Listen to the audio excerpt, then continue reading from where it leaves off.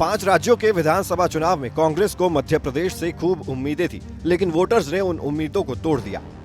कांग्रेस को लग रहा था कि साल 2018 की तरह इस बार भी वो एमपी की बीजेपी सरकार को मात देकर सत्ता हासिल कर लेगी, लेकिन इस सूबे के मतदाताओं ने बीजेपी को बम्पर वोटों से जीत दिला दी।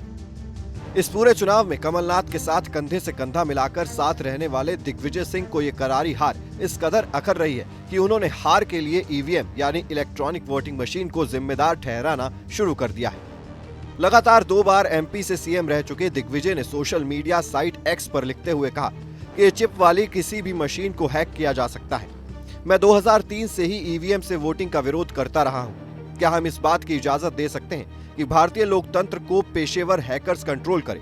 ये मूल सवाल है कि जिसका जवाब सभी राजनीतिक दलों को देना चाहिए। माननीय चुनाव आयोग और सुप्रीम कोर्ट, क्या आप कृपया हमारे लोकतंत्र की रक्षा कर सकते हैं? कांग्रेस के सीनियर लीडर दिग्विजय सिंह यही नहीं रुके। उन्होंने अपने ट्वीट के साथ साल 2012 के एक पुराने न्यूज आर्टिकल को भी शेयर किया, जिसमें कहा गया था कि भाजपा ने हार के लिए ईवीएम को जिम्मेदार बताया।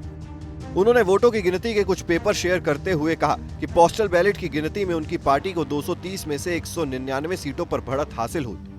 पूर्व मुख्यमंत्री ने कहा, पोस्टल बैलेट के जरिए कांग्रेस को वोट देने वाले और हम पर भरोसा जताने वाले सभी मतदाताओं का धन्यवाद। तस्वीरों के आंकड़ों में एक प्रमाण है जो ये बताता है कि पोस्टल बैलेट के जरिए हमें यानी कांग्रेस को 199 सीटों पर बढ़त है, जबकि इनमें से अधिकांश सीटों पर ईवीएम काउंटिंग में हमें मतदाताओं का पूर्ण विश्वास न मिल सका। ये भी कहा जा सकता है कि जब तंत्र जीतता है तो जनता यानी लोग हार जाती है।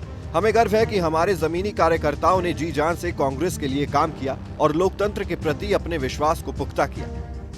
एमपी में सभी 230 विधानसभा सीटों पर चुनाव हुए। बीजेपी ने 163 सीटें जीती, कांग्रेस 66 सीटों पर ही सिमट कर रह गई। साल 2018 में पिछले चुनाव में कांग्रेस ने 114 सीटों पर कब्जा किया था।